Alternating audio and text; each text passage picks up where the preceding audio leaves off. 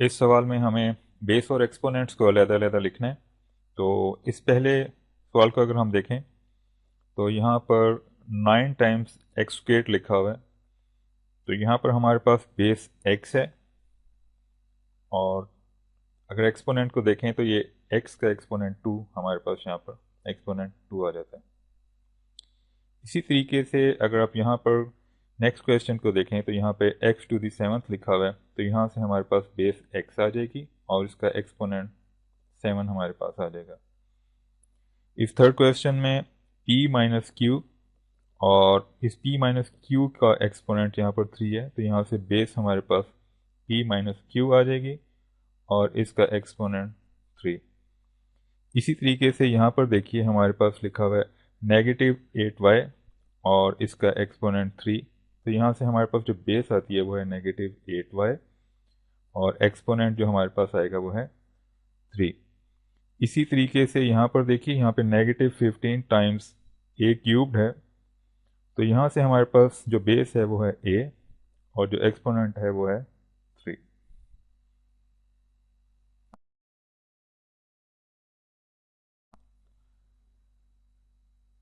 इन सवालात को हमने एक्सपोनेंट फॉर्म में लिखना है। तो सबसे पहले पहले सवाल को देखें तो इसमें देखिए यहाँ पर हमारे पास नंबर 3 जो है वो 3 टाइम्स मल्टीप्लाई हो रहा है। तो अगर देखें तो यहाँ पर हमारे पास 3 है।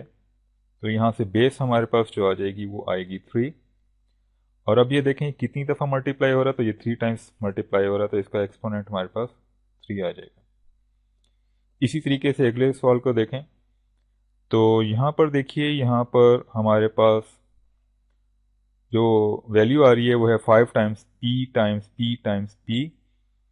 तो यहाँ पर पी जो है वो 3 टाइम्स मल्टीप्लाई हो रहा है। तो सबसे पहले बेस हमारे पास यहाँ पर पी आ जाएगी और कितनी दफ़ा ये मल्टीप्लाई हो रहा है 1 2 3। तो यहाँ से इसका एक्सपोनेंट हमारे पास 3 आ जाएगा और ये 5 क्योंकि इस सारे से मल्टीप्लाई हो रहा है तो यहाँ पर 5 टाइम्स पी आ जाएगा। इसको देखिए यहाँ पर x y times x y लिखा हुआ है। तो इसको अगर हम थोड़ा रीअरेंज करें तो यहाँ से हमारे पास इस तरह से भी आ सकता है ये एक्स टाइम्स वाई। अब आप यहाँ पर देखिए तो यहाँ पर एक्स आपस में 2 दफ़ा मल्टीप्लाई हो रहा है। तो यहाँ से बेस हमारे पास आ जाएगी एक्स और कितनी दफ़ा मल्टीप्लाई हो रहा है 2 टाइम्स। तो यहाँ से एक्सपोनेंट आ गया 2। इसी तरीके से इसको देखिए वाई यहाँ पर 2 दफ़ा मल्टीप्लाई हो रहा है। तो यहाँ पर बेस आ गई वाई और कितनी दफ़ा मल्टीप्लाई हो रहा है 2 टाइम्स। तो यहाँ से इसका एक्सपोनेंट 2 आ गया। इसी तरीके से यहाँ पर देखिए कि यहाँ पर 7 कितनी दफ़ा मल्टीप्लाई हो रहा है 4 टाइम्स 1 2 3 4। तो यहाँ से बेस हमारे पास क्या आ गई 7 और कितनी दफ़ा मल्टीप्लाई हो रहा है 4 टाइम्स। तो यहाँ से एक्सपोनेंट 4 आ गया। यहाँ पर देखिए नेगेटिव साइन तो यहाँ पर इसके साथ नेगेटिव साइन आ जाएगा। अब इसको देखिए यहाँ पर हमारे पास नेगेटिव ए मल्टीप्लाई हो रहे हैं और कितनी दफ़ा मल्टीप्लाई हो रहे हैं 4 टाइम्स। तो यहाँ से बेस हमारे पास क्या आ गई नेगेटिव ए और कितनी दफ़ा मल्टीप्लाई हो रहे हैं ये यहाँ पर टोटल 4 टाइम्स मल्टीप्लाई हो रहे हैं। तो यहाँ से हमारे पास इसका एक्सपोनेंट 4 आ जाएगा।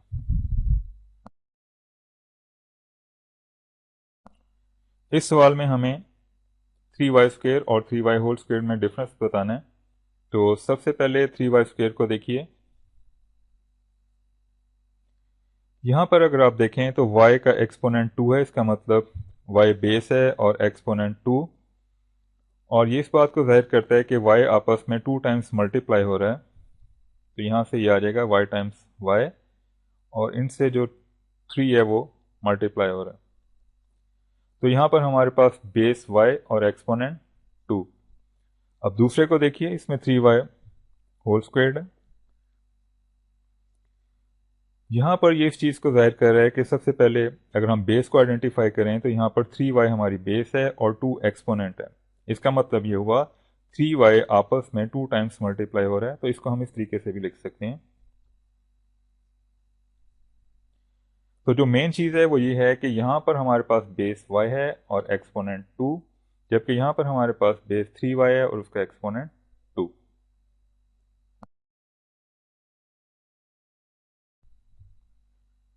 इस सवाल में हमें फिल इन द ब्लैंक्स यानी खाली जगह पुर करनी है। सबसे पहले सवाल को देखिए तो यहाँ पर -4 होल स्क्वायर्ड है।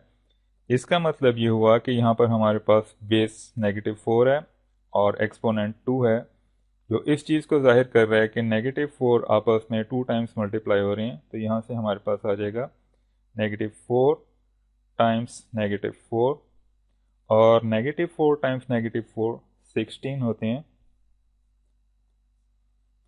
इसी तरह से अगले सवाल को देखिए, यहाँ पर हमारे पास 5 टू द फोर्थ है और बाहर नेगेटिव साइन है। तो यहाँ पर हमारे पास बेस 5 है और एक्सपोनेंट 4 है, जो इस चीज़ को जाहिर कर रहा है कि 5 आपस में 4 टाइम्स मल्टीप्लाई हो रहे हैं। तो यहाँ से हमारे पास आ जाएगा 5 टाइम्स 5 टाइम्स 5 टाइम्स 5 और बाहर नेगेटिव साइन। तो यहाँ से हमारे पास आ जाता है -625। इस सवाल को देखिए, यहाँ पर हमारे पास -6/7 और इसका क्यूब है। तो इसका मतलब ये हुआ कि यहाँ पर हमारे पास बेस -6/7 है और एक्सपोनेंट 3। तो यहाँ से हमारे पास आ जाता है -6/7 टाइम्स -6/7 टाइम्स -6/7, और ये इक्वल होता है -216/343।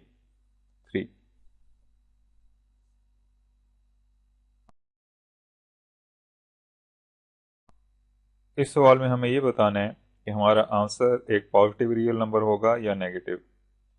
तो सबसे पहले एक बात याद रखिए, अगर हमारी बेस एक नेगेटिव नंबर है और उसकी पावर या एक्सपोनेंट एक इवन नंबर है तो हमारा आंसर पॉजिटिव आएगा, और अगर हमारा बेस नेगेटिव है और उसकी पावर या एक्सपोनेंट एक ऑड नंबर है तो हमारा आंसर नेगेटिव आएगा।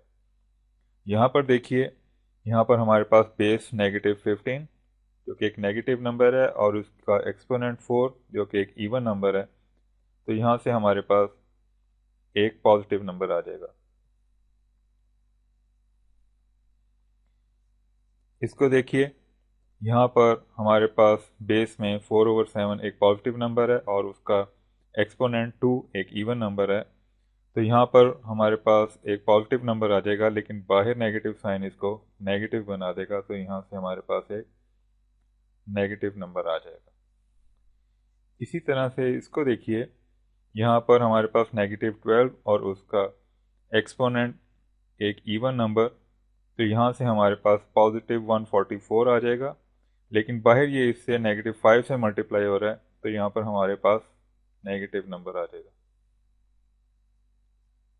इसको देखिए, यहाँ पर हमारे पास 21 है और उसका एक्सपोनेंट 3। तो यहाँ से हमारे पास एक पॉजिटिव नंबर आ जाएगा।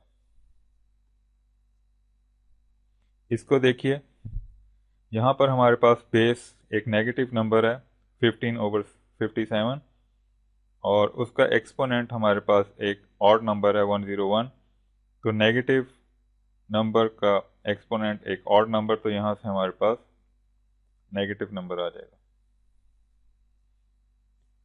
इसको देखिए, यहाँ पर हमारे पास एक नेगेटिव नंबर है -12/305 और उसका एक्सपोनेंट एक इवन नंबर है। तो यहाँ से हमारे पास पॉजिटिव नंबर आ जाएगा।